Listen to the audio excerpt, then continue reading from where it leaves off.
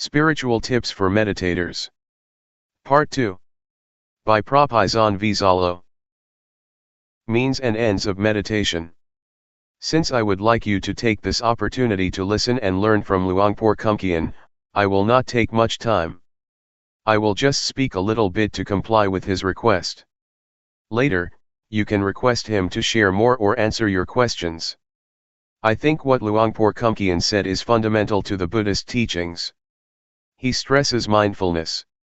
It is very important to practice mindfulness, for it is the heart of Buddhist meditation.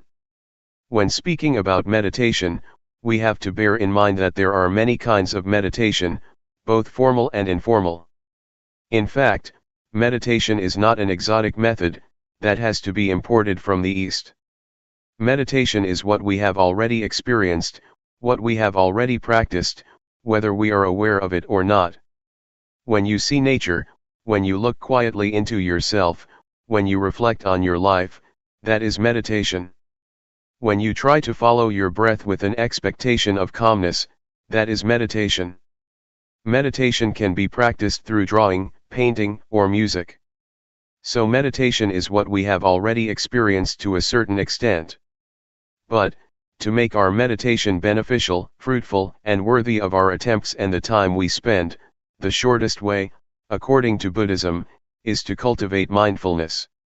That is, meditation with awareness. Awareness is the means and end of meditation, and nothing else. For some people, meditation is the way to calmness, but for the Buddha, calmness should only be the byproduct of meditation. It is the reward that we gain from our practice. Yet, we also want to have total self-awareness. Self-awareness, or knowing oneself, is very important, as Luangpor mentioned earlier. According to the Buddha, to know oneself is to liberate our minds from suffering. We are overcome by grief or sorrow and suffer because we are not aware of ourselves. If we become aware, we can see clearly that we are carried away by greed, by anger, by anxiety. Once we become aware of ourselves, mindfulness is established. Once mindfulness is established, it is not easy for sorrow, anger, ill will, or greed to sneak into our minds. Guarding our minds with mindfulness is the secret of removing suffering. Normally, we are not aware of this truth, but if you reflect on yourself, you will realize that the best way to clear your mind from suffering is to make your mind neutral, to maintain your mind in the middle. If we let our minds be subject to feelings of being pleased or displeased, like or dislike, rejection or attachment, our minds will never experience calmness or clarity. With mindfulness, calmness and clarity are possible. So with the formal practice of the Buddha, we can learn how to cultivate mindfulness, enabling us to be free from being all sorts of fire. The Buddha speaks about fire. There are three kinds of fire that burn us at every moment, every day, every hour, every minute: the fire of greed, the fire of hatred, and the fire of ignorance. The fire of greed or the fire of desire, be it sensual desire or desire for becoming, always burns our mind, and that make us feel as thought we are lacking. It is quite strange that the sense of lacking is prevalent in Western societies. Despite the material richness, despite the abundance, people are overwhelmed by the sense of lack. They may have a lot of things in their houses, they may have a lot of money in their bank accounts, they may have success in their careers, but people still feel that they lack something. That is why they try to gain more and more, consciously or unconsciously. Mindfulness is very effective at stimulating the knowing element in our minds, the conscious element in our minds. It not only helps us to be awake but also brings calmness, which leads to clarity. And once our minds become clear, insight into the nature of mind is possible. That is why mindfulness is very important. June 8, 1997. The art of meditation. You may have noticed the relationship between body and mind during your practice. They affect each other and we should make the best of them for our practice. You may have observed that when you are upset or mentally tense, your breath may become shallow or you may have chest or leg pain. If you understand this relationship, you can learn how to relax your mind by controlling certain parts of your body. For example, breathing deeply can help you relax. If you want to gain or to attain a desirable of mind, you cannot force the mind directly, but you can condition it by making your body more conducive to the state of mind. The mind is uncontrollable, but it can be conditioned indirectly, by either the body or external surroundings. For example, if you are in this room, you may feel drowsy, but if you go outside, you are refreshed because of the open air, the open space. The drowsiness disappears. That is the relationship between external surroundings and the mind. Use this knowledge of the relationship to the benefit of your mind. If you sit upright during sitting meditation, for example, it is easier for the mind to collect, to concentrate, and to be calm, but if you lean against a wall, you may be sleepy. If you feel very tense, lying down will be helpful, but if you feel normal, lying down will make you sleepy. This is the relationship between body and mind. Please learn how to take advantage of this relationship to improve your practice.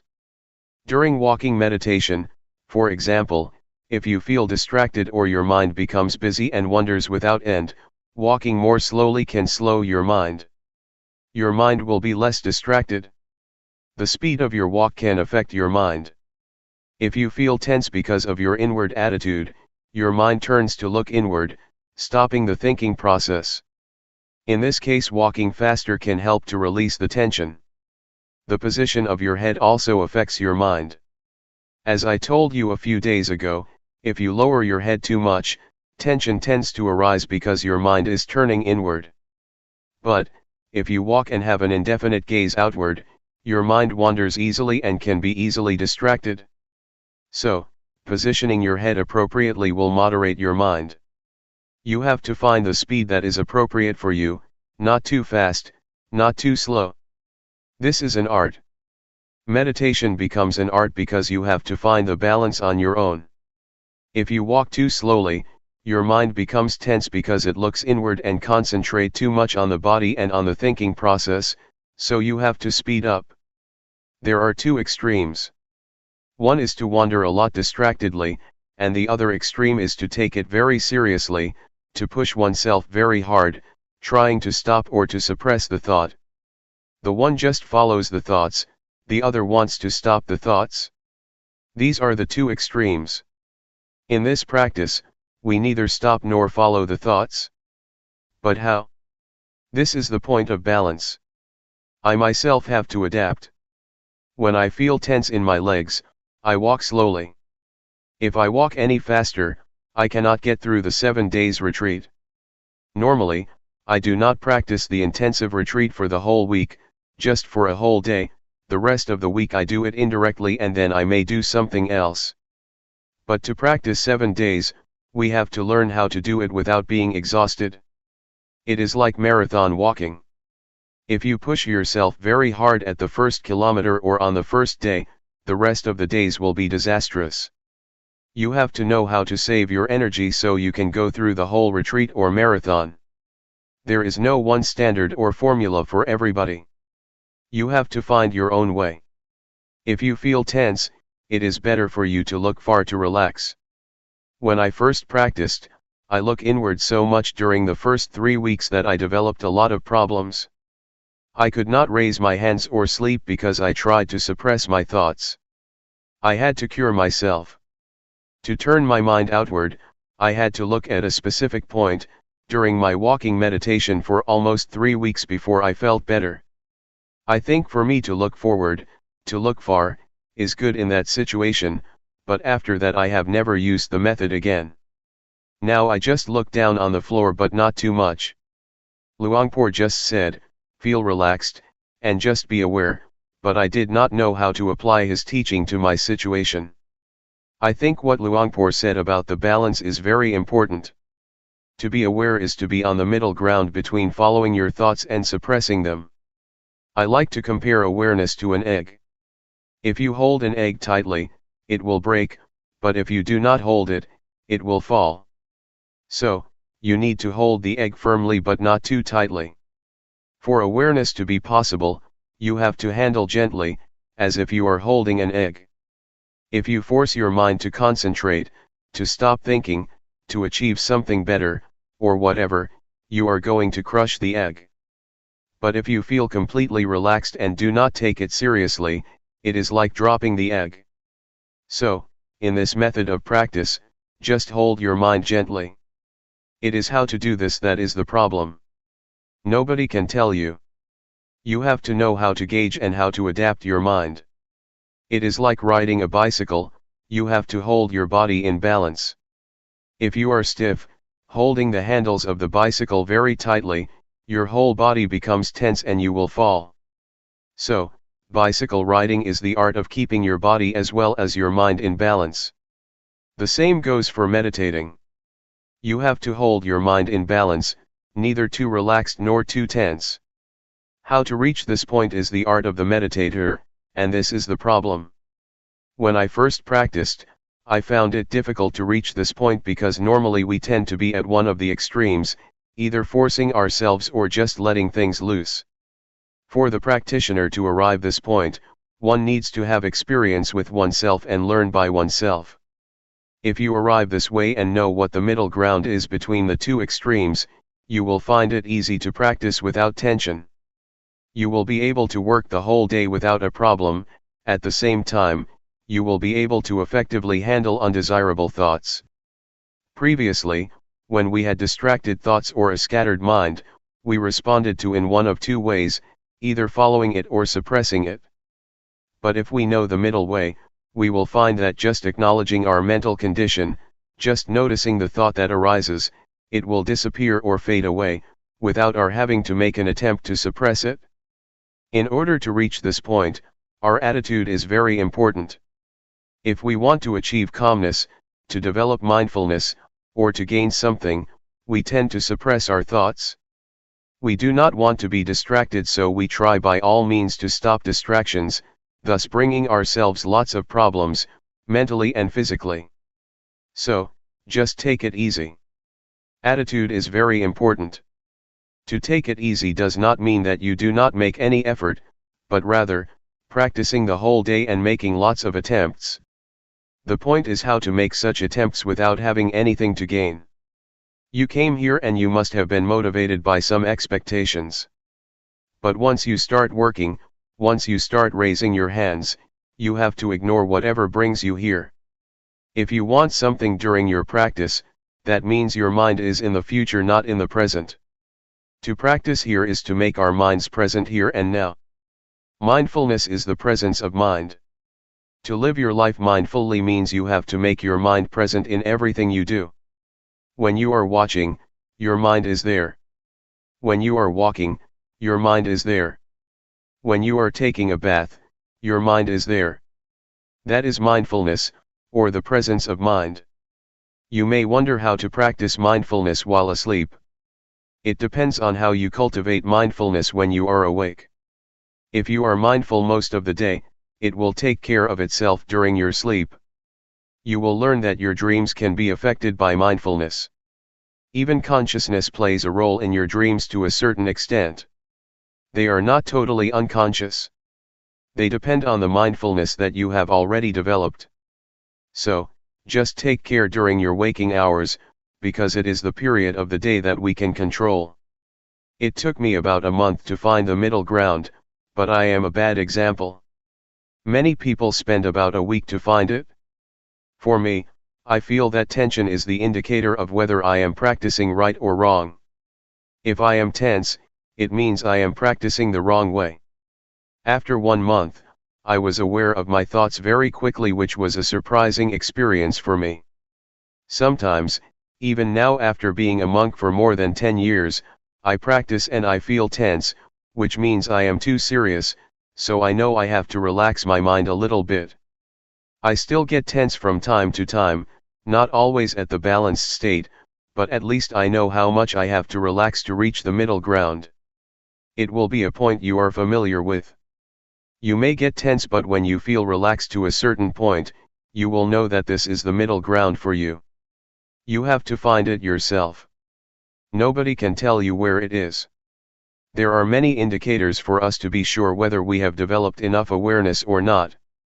Sometimes one has a lot of distractions. The mind can become busy, but if you acknowledge the thought very quickly and notice when it occurs, you are aware.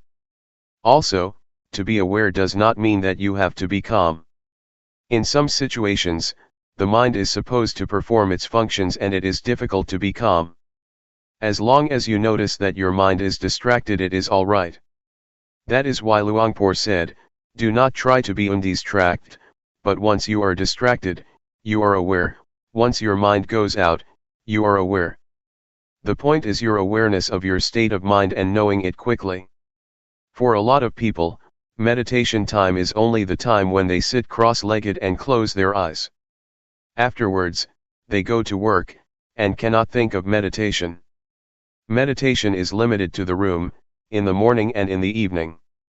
But for us, the meditation zone means trying to make the whole day, or a certain period of the day, a time for meditation, even though you do not close your eyes and are still at work.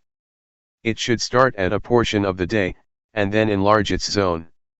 The more you are aware of every moment, the more meditation is a part of your daily life.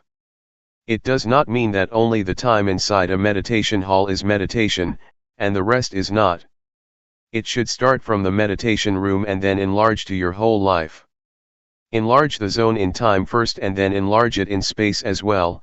Try to integrate meditation into your daily activities. Try to use the movement of your body as meditation objects all the time, and try not to stay still. On the car or the bus, rub your fingers. Try to have some parts of your body moving and use the movement of your body. If you can use your breath as meditation object, you have a refined, sensitive mind. Yes, you can do that, too. Luangpor suggests using the blinking of your eyes or the swallowing of your saliva. Breathing is useful because you do it all the time, especially at night when lying in bed. But while typing, it may be difficult to be aware of your breath, so just be aware of the typing itself as the object of meditation. When you take a bath, the movement of your body is the object of meditation. So we are never short of an object of meditation, except when we are sleeping. That is the benefit of Sati meditation, you have an object all the time. We need to have a physical object for meditation all the time, and our body is better. Your mind should be aware of your body's movement. Once a thought arises, your mind goes to the thought, acknowledges it, and then returns. So you have a home. Meditation provides you with a home that is the object of meditation and your mind stays with it. The movement of your body is the present moment. To be mindful is to be present in the present moment, so we try to provide a present moment for the mind, the body's movement. When you become distracted by a thought, that is the present moment too, so the mind should be mindful, but since the thought is undesirable, we just let it go and come back to another present moment, your body's movement. It is okay to shift awareness from one type of your body's movement to another frequently if you are skillful. If you are an adept practitioner, it is not difficult to shift. Try not to practice only two postures, because if you practice only walking and sitting, you may find it difficult when you want to be aware of additional activities. You will not be adept enough to apply mindfulness to that activity, because you have only been using rhythmic meditation and walking meditation all the time. So, you have to be adept, to be skillful, to apply mindfulness to every area of life. For example, in a normal situation, I would use the rubbing of my fingers as an object, but, if I am tired, I can concentrate on my breath because it will turn my attention away from the tiredness of my fingers. It is the same with walking. If I walk or climb up a mountain, at a certain point, I shift my awareness to the breath because my legs feel tired. This is the way to release tension. You can shift from one to another. In Thai, we called it a toy or hobby. We change from our routine to a hobby, and then we change back again. To make meditation more entertaining, we find something strange, something special, something new to play with, and then after we feel we have had enough, we return to the main posture. Please try to apply mindfulness to another postures or activities, not only in daily life but in the retreat too. When I practiced with Luangpor Teean, sometimes he asked me to clean the floor. He gave me a broom and asked me to be aware when I was doing that job. He wanted me to not stick to the two main postures. During the first few minutes, I felt disturbed, unable to be mindful of the work, because I had limited my activities to only two postures, and did not know how to apply mindfulness to that work. But later I knew. In Luangpor's retreat, he also likes people to stay with sitting and walking, but he will provide you with some work to do like cleaning the toilet, because he wants us to be skillful in every activity, otherwise you will not be able to apply it to other activities after the retreat. July 9, 1997. The middle ground. As you already know, we are training our mind to reach the middle ground, that is between the outward-oriented mind and the inward-oriented mind. Do not try to turn your mind too much outward or too much inward, to follow your thoughts or to stop them. The middle ground also means trying to avoid being lazy due to being too relaxed, or being strained due to too much tension. It also means that we have to avoid the two extremes of indulging in pleasure and indulging in pain. What does it mean by that, indulging in pain or indulging in pleasure? It means that when you recall a good memory or refreshing images you get high, and when you recall unpleasant feelings in the past, a bad memory, you get low. If you are moved like that, that means you are already indulging in pleasure or pain. If you are stuck in the pleasant feeling, that means you are indulging in pleasure, which is one extreme. If you get low or become angry, because of your thoughts about somebody that you have bad experiences with, you become dragged down by such thoughts or memories, or if you feel upset because of dissatisfaction with your practice, means that you are indulging in pain. So, to avoid these two extremes means try to keep your mind normal, stable, and unmoved by pleasant or unpleasant feelings, good or bad thoughts, good or bad mental experiences. So, you see that the term middle ground means balanced. It has a broad meaning. It means that you do not follow the thought or suppress the thought, turn your mind too much outward or too much inward, be lazy or push yourself too hard, or indulge in pleasure or in pain. It is the art of meditation to keep our minds in balance, to reach the middle ground. You may feel it is very difficult to attain this state of mind, even though you have come closer to it. Sometimes, you have already attained that balance, but you may be dissatisfied with it. You do not realize that you have already arrived at the middle ground, so you push yourself harder and go beyond that point, moving towards another extreme. Sometimes, your mind is too much inward so you try to relax, but you relax so much that you pass the state of balance, wasting a lot of time. Sometimes, you do not think this is the point that you need to attain. You think, oh, this is not the state of awareness because so many thoughts are still coming up, so I have to push myself harder. You are not satisfied with that state of mind simply because you have some expectation, so you keep passing the state of balanced mind without realizing that you have already experienced it. I think expectations are sometimes illusory. They are dangerous because they can deceive us, so we have to be very careful. We have some expectation about awareness, so we have already adjusted our mind to the expected state of awareness. Since we do not feel the calmness that we expected, and we feel thoughts still arising, we keep ignoring this state of balanced mind. I am sure that you have already experienced the state of awareness, the state of balanced mind, even though you may not realize it. So try again that you may find it and have confidence in it. Another point that I would like to mention is that, aside from keeping our mind in balance between the two extremes, we also need another art, the art of reconciling two opposing values. We face conflicts in our daily lives between freedom and discipline, between diligence and concentration. If you are too diligent, your mind becomes distracted, but if you concentrate too much, you tend to be lazy. The point is how to reconcile these two opposing values. Right and duty are another pair of values that we have to reconcile.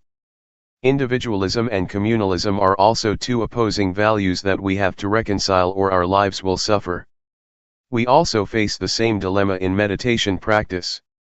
It may be even more difficult than what I have already mentioned. One is to take it easy but to try hard. Luangpor always stresses this: relax. Take it easy, but try hard. Take it easy but keep trying all day. It is quite contradictory, but you have to reconcile these two or you cannot make progress. Luangpor Teean always said, take it easy, but seriously. Luangpor Teean, unlike Luangpor Teean, would give you only a 5-minute talk.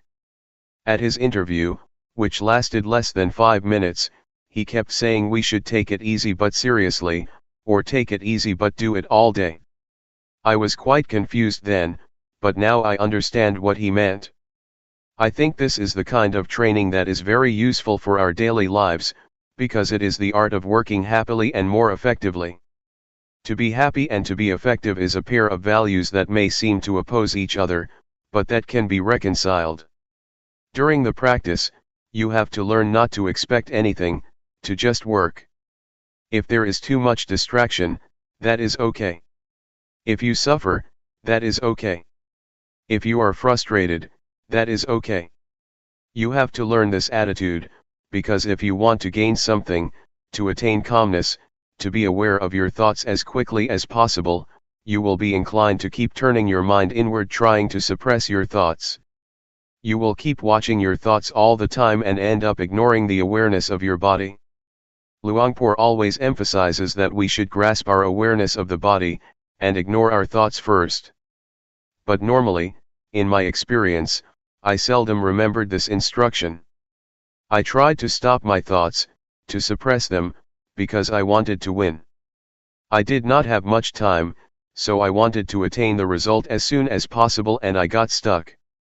After 3 weeks, I could not practice anymore. I could not do the hand postures because once I moved my hands, after only a few minutes, I got a headache and I suffered. With a headache and a lot of pain, I could not sleep. I made a vow to practice with Luangpor Teean for 1 month, and 3 weeks had already passed with only 1 week left. Feeling hopeless, I decided that I would leave the temple after I finished that week. So I just walked without any expectations, just waiting for my time to finish. I just kept walking because I could not do anything else. That week was very good for me because once I did not have any expectations, did not have any hopes, and just walked to waste the time, just trying to ease my tension, to turn my mind from inward to outward, I felt that mindfulness suddenly developed a lot, because I did not mind anymore. June 11, 1997. Practice independently. The truth, I think, you have to see it. You have to see the truth for yourself.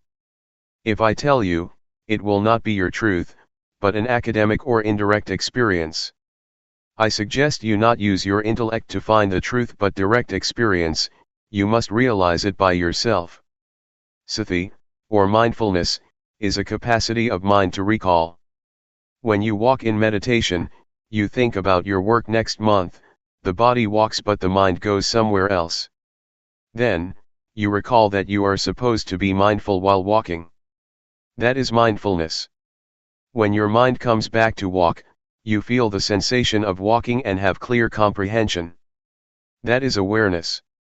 It is very important for us to try to experience awareness directly. It is also a capacity of the mind. One cannot experience awareness through thought or the intellect, for it is beyond the realm of intellect. You have to experience it directly with your feelings. We use a lot of thought, a lot of intellect, but rarely the faculty of feelings or awareness. When you want to touch something, you have to touch it with the hand, not the glove.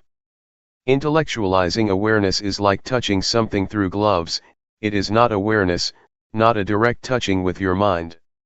I would like to recommend you to practice independently. Independent of what? First, be independent of time. When you walk or practice, do not worry about the time. Some practitioners set the time, saying they will walk or sit for 1 hour. Then they set the clock in front of them.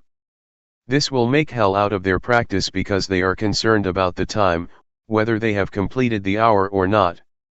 Even with 30 minutes left, they still worry. They are anxious about when they will reach the hour. Do not worry about the time or the clock, practice without any references, allowing your mind to get in touch with mindfulness or awareness. Sometimes you are also concerned about other people. Why does this person walk so quickly? Why does she walk so slowly? If you keep asking and comparing yourself with other people, you will not be sure whether it is good for you to walk slowly or quickly. That is why you should practice independently, unconcerned with other people. You have to find your own way, the suitable speed or suitable pace for yourself.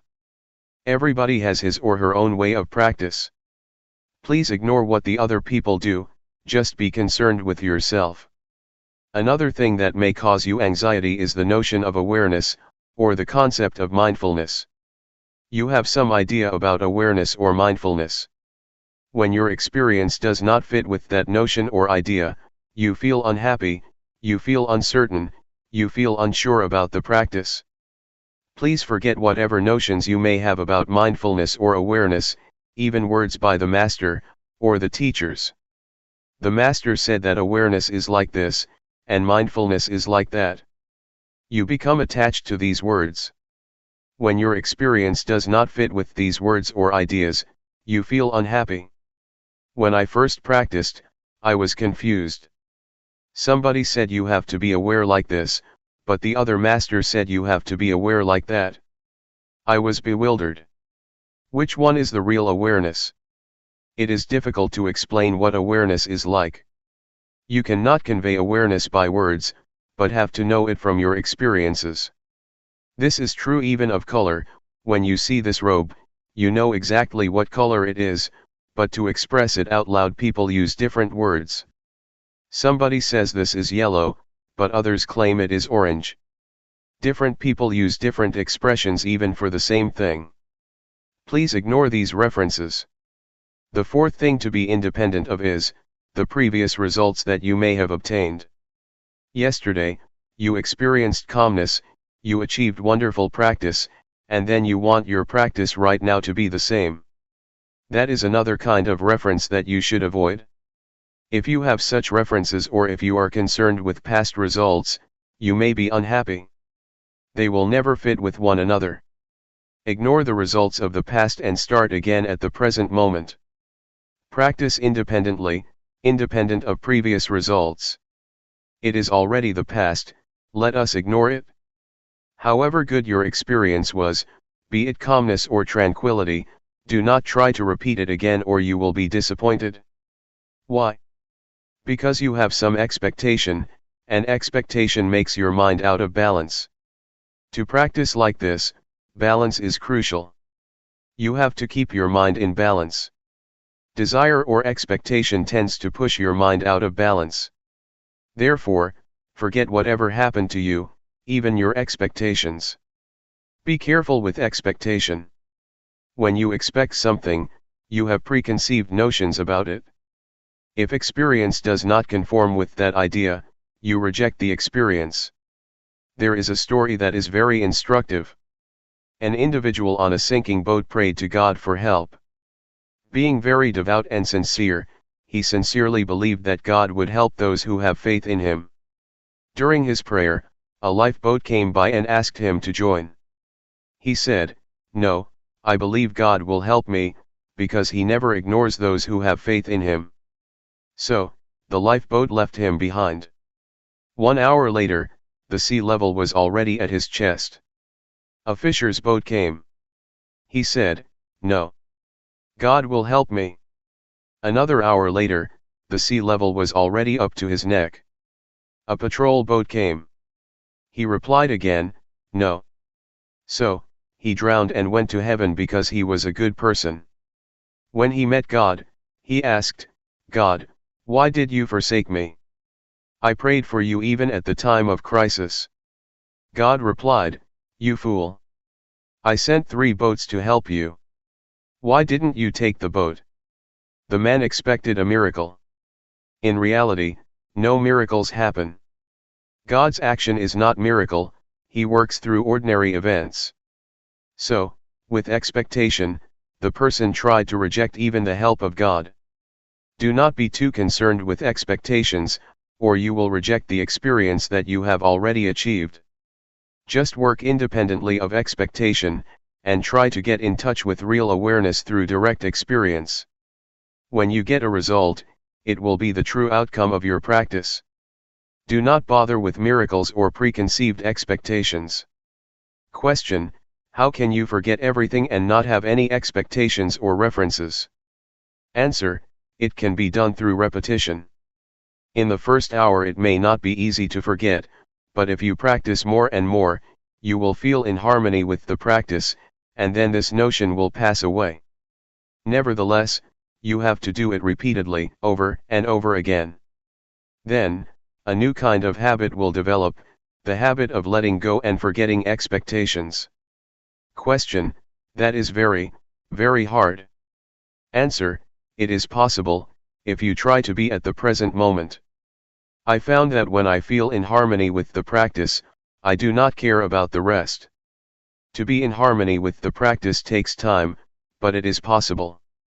We call it, to be at the present moment.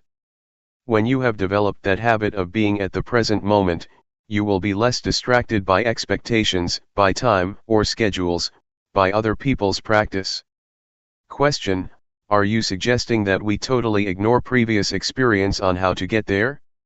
Answer: I suggest you do that when you start the practice. However, when you finish, you may review and think about which one is the way.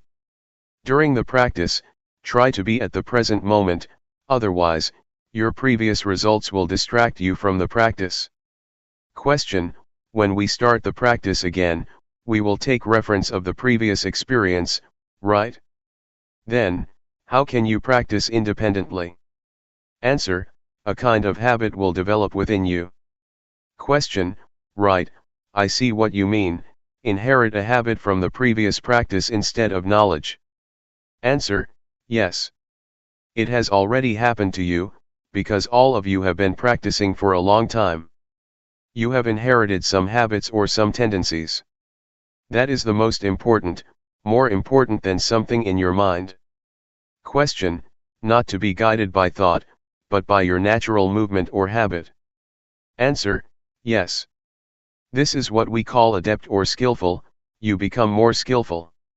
Take swimming for example. Thinking, or recalling the instructions, does not help you much when you are swimming. You have to be at the very present moment. Whatever you do will become a tendency or habit in you. Once you know how to swim, it becomes your second nature. It becomes a part of you. No matter how much time has passed, maybe 10 years, you still know how to swim because it has become your nature. I think mindfulness or practice is like that. Once you know how to adapt your mind to be aware of the present moment, it becomes your nature. You may give up the practice for a while, then come back.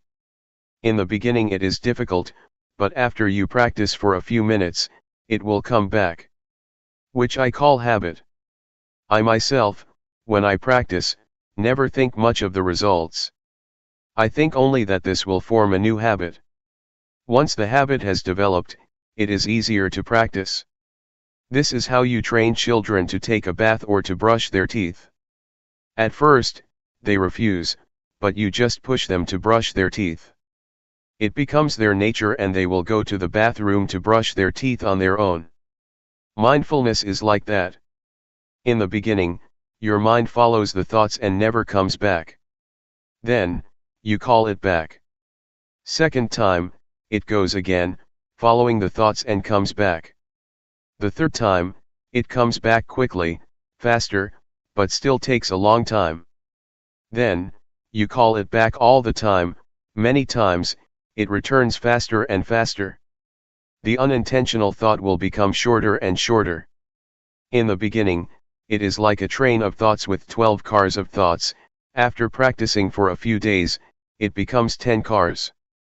The train of thoughts becomes shorter, shorter, and shorter. Then, only one car of thoughts, because your mind becomes faster. It is the habit of the mind to come back faster. This is what mindfulness is. You need not to stop the thoughts.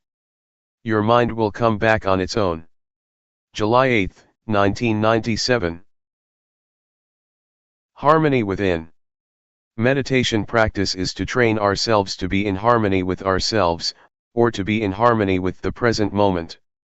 To be in harmony with the present moment has a broad meaning.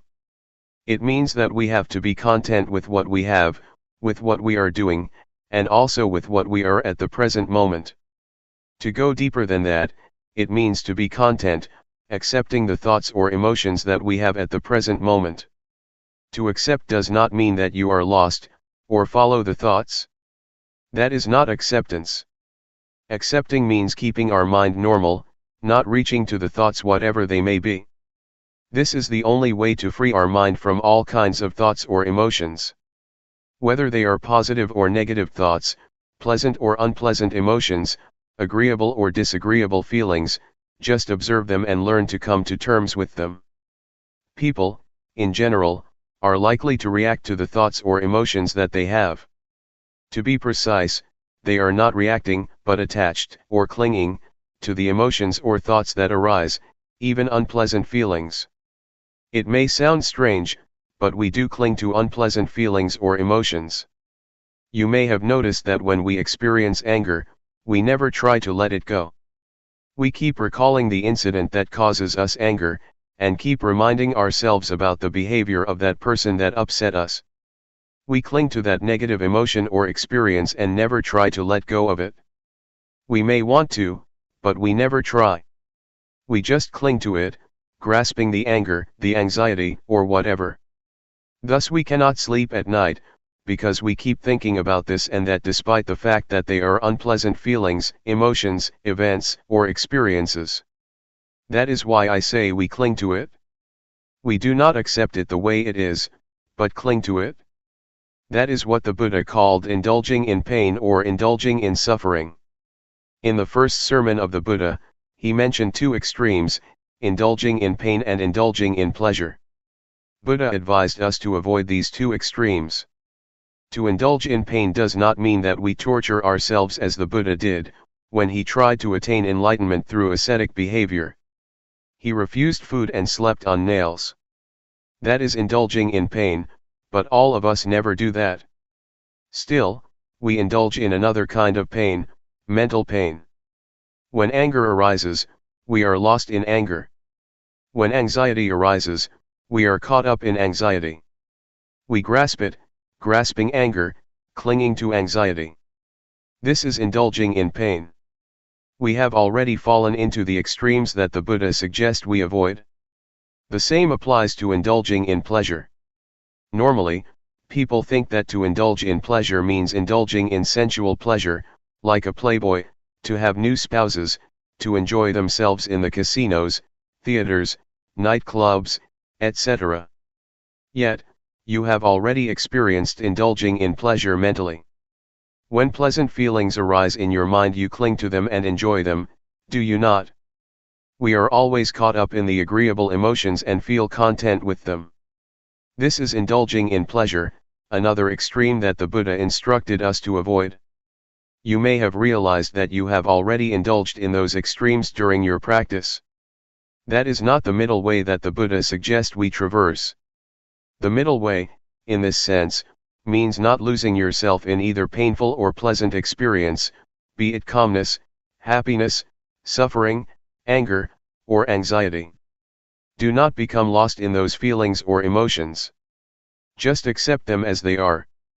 When pleasant feelings or good thoughts arise in your mind, you tend to follow it, do you not? When you encounter unpleasant feelings, you want to suppress them, do you not? But that is not an act of acceptance. To accept means to observe, to see, to recognize, and to let go of it.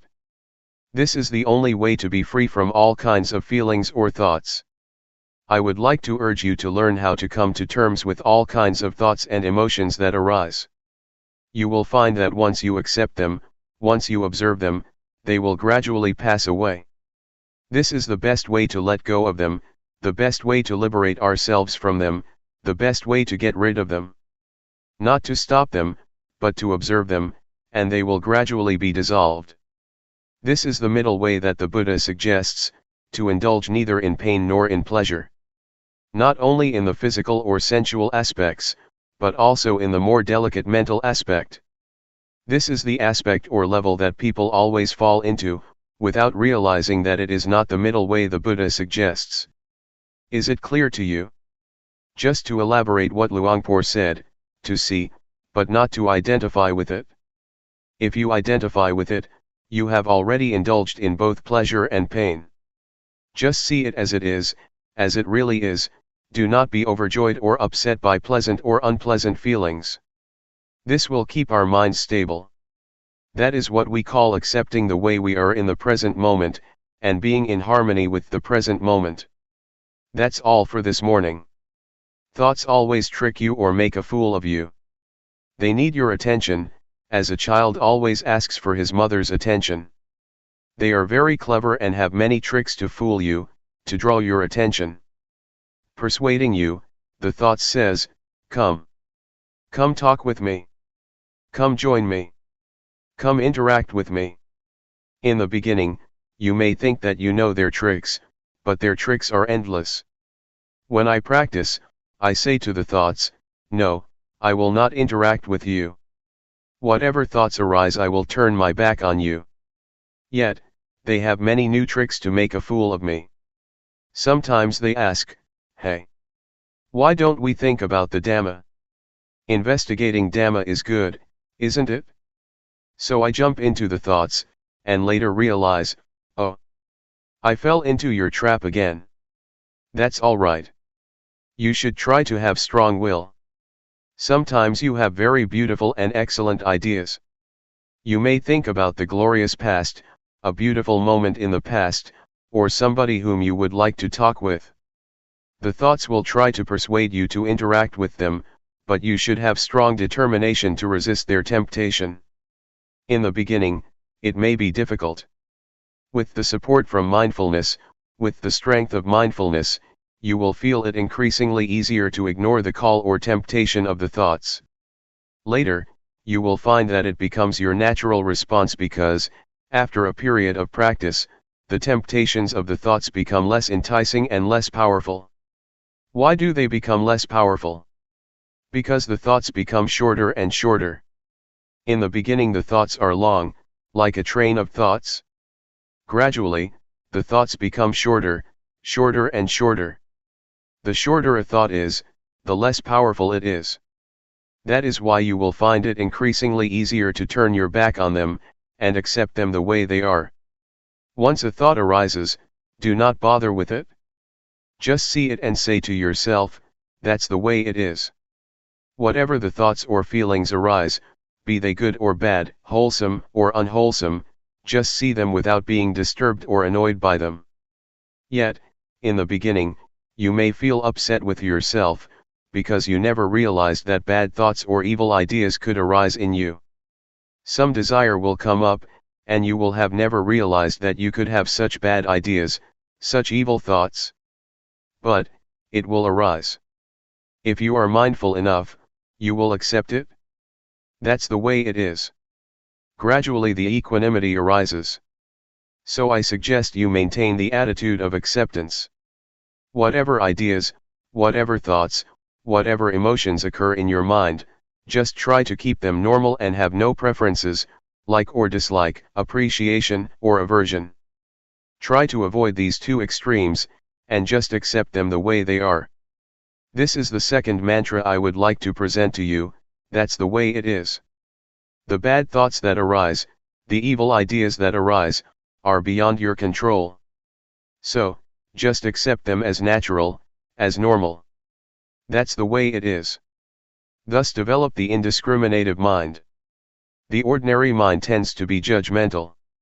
It always judges, this is good, that is bad, this idea is good, that idea is bad, I like this idea, I do not like that idea, I am content with these emotions, I am not content with those emotions. With a discriminating mind you will never experience peacefulness. Your mind will go up and down, because of such preferences or such judgmental mind. The way to attain peace is to develop the indiscriminative mind. Have no preferences or judgment, and see everything as it really is. Accept it as the natural process that occurs to your mind. They are just visitors, coming and going. No matter how good or bad the idea is, any kind of idea, just let it come and go, appear and disappear. Do not be bothered with it. Just see it, take note of it, and then come back, returning your attention to the body's movement. In brief, try to resist the temptations of the thoughts. They need your attention because that's the only way they can sustain themselves. Unless you give them your attention, they cannot survive. They can exist only with your support. If you do not pay attention to them, they will just pass away. This is the best way to handle the emotions. Do not suppress them, stop thinking, nor force your mind to drop these thoughts. Just say to yourself, when the thoughts arise, that's the way it is. July 9, 1997. Calmness and insight. There are two words that Luangpor always mentions, mindfulness and awareness. Both are like twins. They are interchangeable, help each other, and always come together. Mindfulness is that which recalls. For example, you are moving your hands, but you forget that you are doing it because your mind is distracted.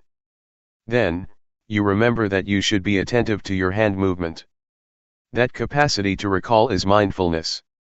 Mindfulness recalls and brings your mind back to the action of your hands. When your mind is attentive to your hands, or to any activity, you become aware of your body, aware of yourself.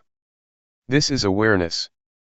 Once you are aware of any activity, you know what should be done as far as that activity is concerned. This is clear comprehension, another function of awareness. When you are aware of an object and attentive to it, your mind becomes increasingly collected and composed, thus enhancing concentration. Awareness also gives rise to and strengthens mindfulness. Sometimes, while you are supposed to be aware of your body's movement, your mind becomes distracted.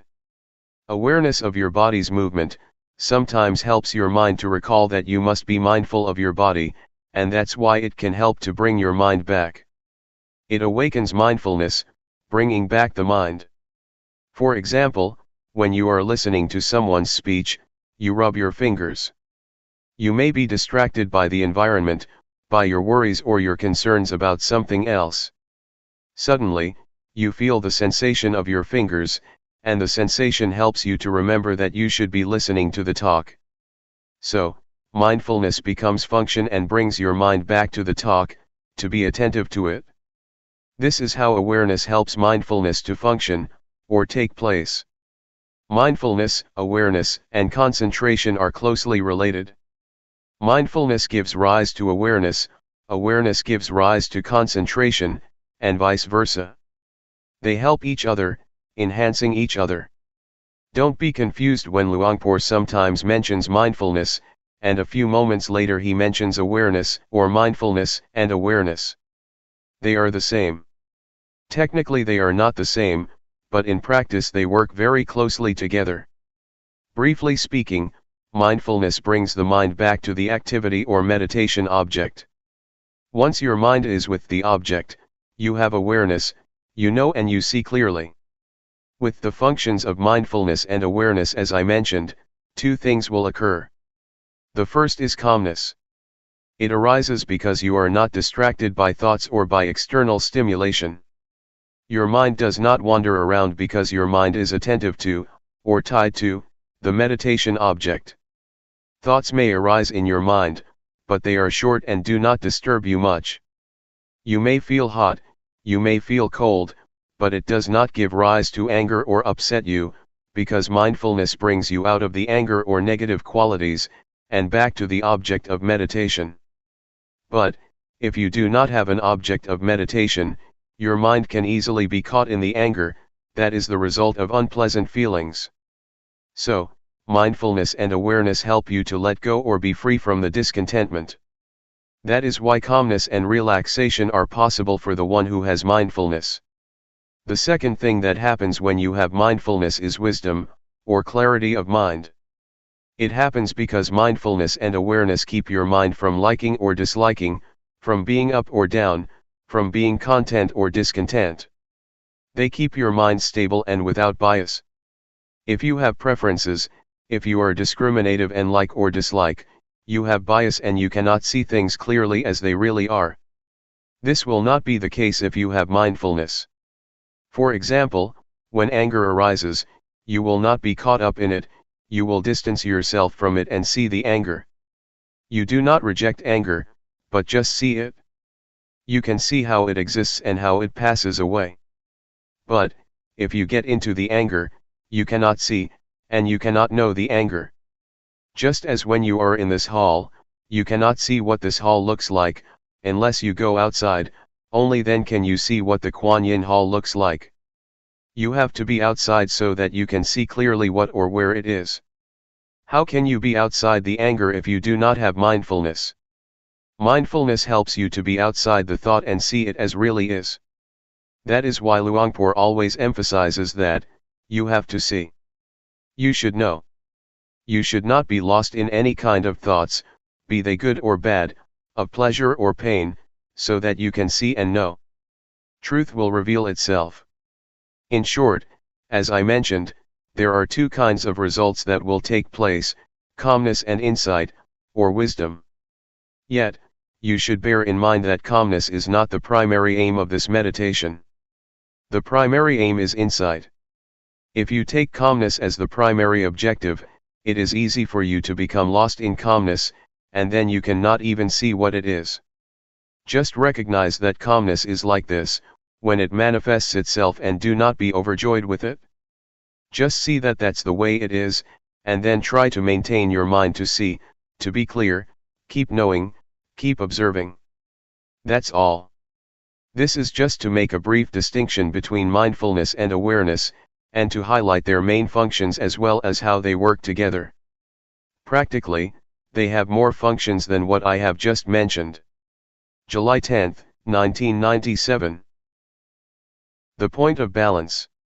As you may be aware, Luangpor tries to suggest that you not watch your mind or watch your body closely.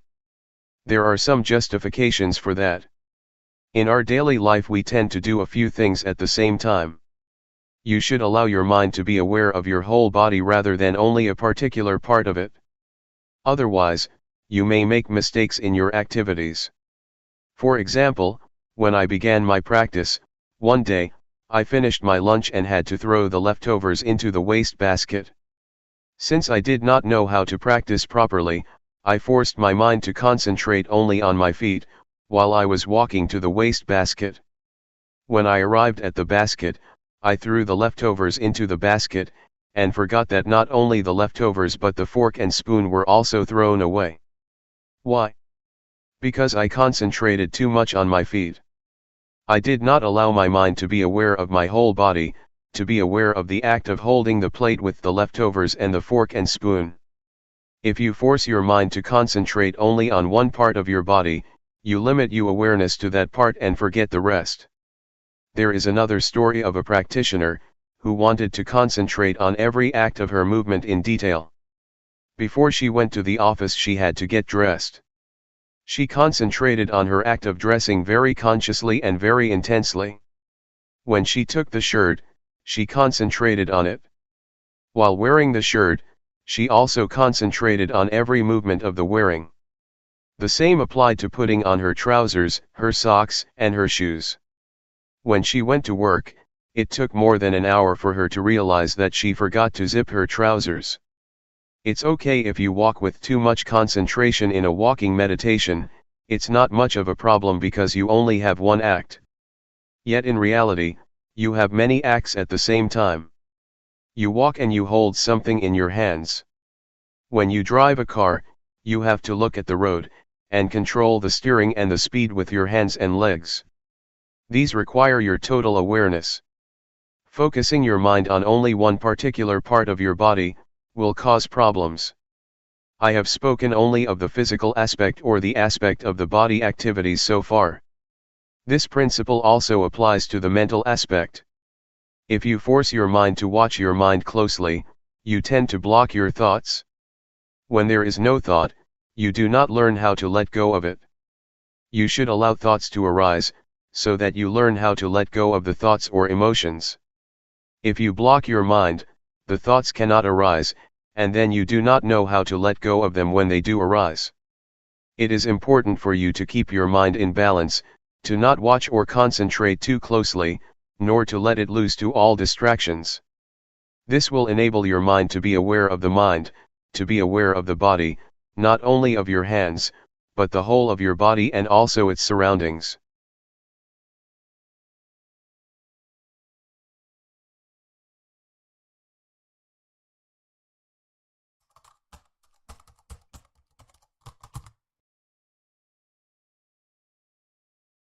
May all beings be at ease.